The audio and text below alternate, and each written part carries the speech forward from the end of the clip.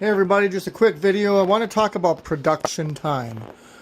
I know this might be a hobbyist, this for a $25 difference, and then get some production or storage back online.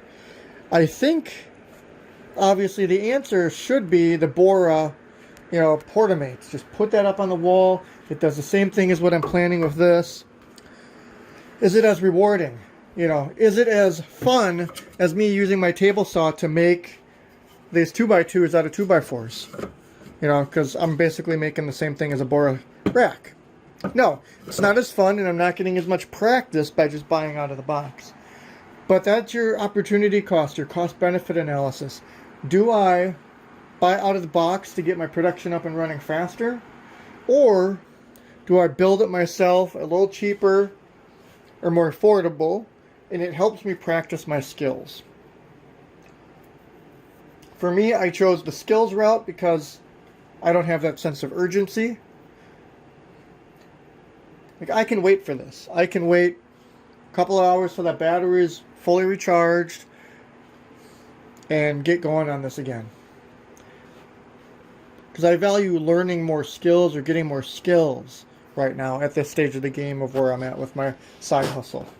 So hopefully this was helpful to you. The cost-benefit analysis of woodworking, the difference between capacity and storage and production. Alright, so I've got some studs here. Some 2x4s that I cut. I got 2 of them. I'm putting 4 screws in there. And if you want to know what kind of screws I'm putting in there, these are the 2 3/4 cabinet screws from GRK Fastener. Okay, that's what I'm using. They come with their own bit, and it's very important when you're doing work like this that your battery is charged on your drill. Otherwise, you run the risk of these things not going through and you're stripping out the head.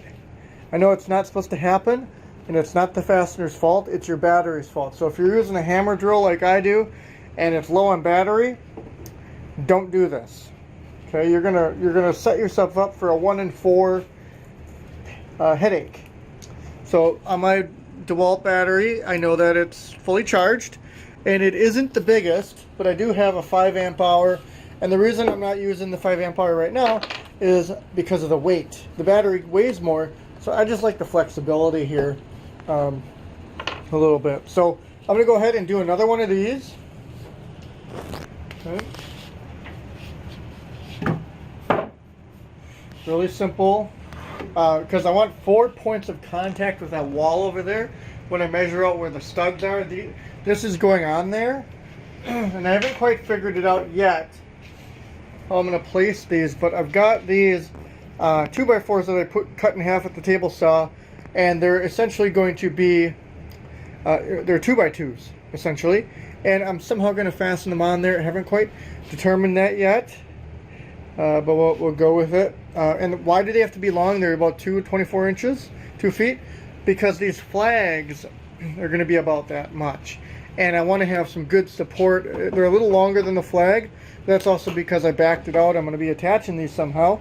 And I want to make sure I have enough room for these flags and that they're not hanging off. Because I don't know what stage I'm going to be putting them there. I could be putting them after I just did a paint job on them or a coat of paint. This is dust, by the way. Don't judge this too harshly. This is just some dust from recently and such. But it could be a half hour after glue up or 2 hours after glue up, and I just want them out of my way. So I don't want to leave anything hanging down here, short. So I know it's going to look wonky coming out like this, right? But that's what I've got to do for the work that I want to do. So there's a lot of different ways to go about this. I could, instead of doing vertical, I could have gone horizontal and just somehow, put these in like a mortise and tenon type deal. We'll see how that goes. We'll see. This is my first time doing it this way. Normally I just buy a Bora rack and just go to town on it. We'll see if I regret that decision at the end of this project video. Okay, so that's the plan, and we'll see you in a little bit for another phase. All right, I'm just going to show you. It's simple. I'm just going to show you how I do this. I just went to the miter saw, made a few pieces of this. I had some scrap earlier, but used that up. And I'm just going to go off one side, doesn't matter where. Just enough.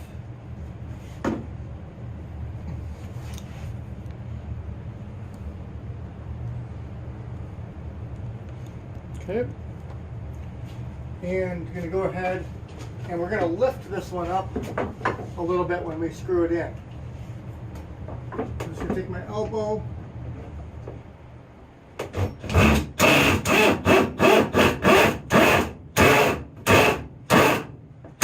Okay.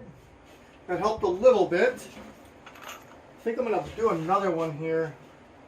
Kind of toenail it in, which means cut in from the side a little bit diagonal here. So we're going to raise that up.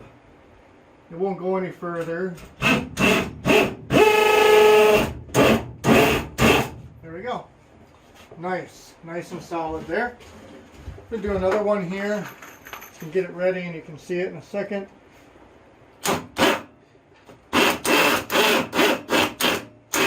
You do want to be careful that your wood isn't too small because it could crack if it has no place to go. But normally I would have done this side first because now I got to duck under. But one of the benefits of my stature is, of course, I can get into tight places. There we go, it's in. Now I'm going to do one more just for some security. Nice and tight. Make sure you put that thing where it belongs. There we go. Perfect.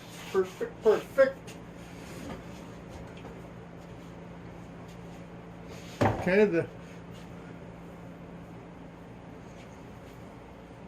okay, everybody, they're up now. They're looking good. This one can come up just a little bit, but you'll see I put some supports in there for a couple reasons. One, it showed me exactly how much distance I needed, and two, it actually lended some support to these things because they're not that thick. I don't have a lot of surface area to put some fasteners in and spread them out. It won't be a problem. They're not coming out. They're not going to break, but I'm going to go ahead and put another piece of section of 2x4 on the bottoms of these because this one, you know, they're not that wobbly, but I just want to put some support there for peace of mind. So that's what we're going to do next here.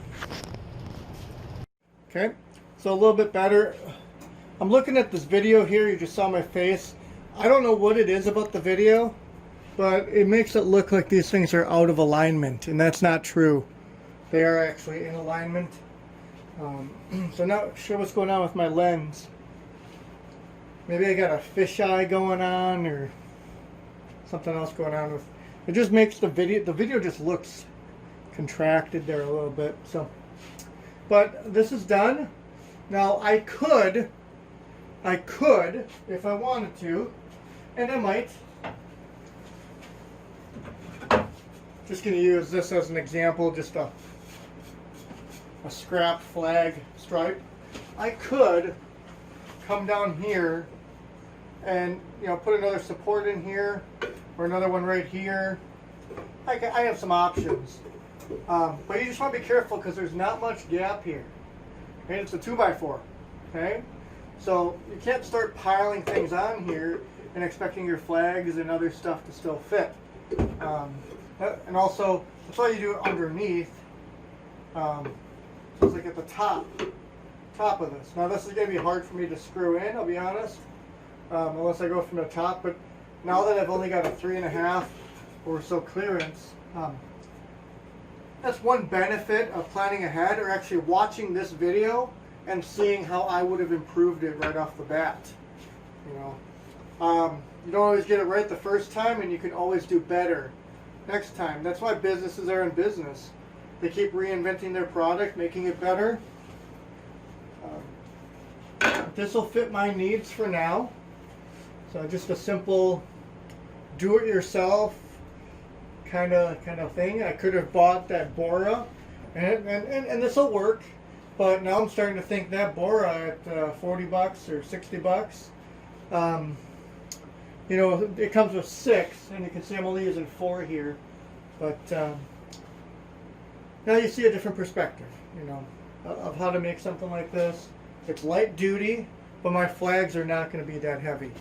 So I could increase. There's several things I could have done. I could have made a cut in this 2x4. Could have made a cut and put one of these right in there. Glued it. I could have put glue on it.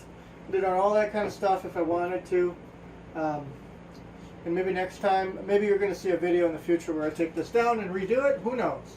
But for now, I needed the space, and I couldn't spend a day looking at SketchUp or some other computer-assisted drawing software.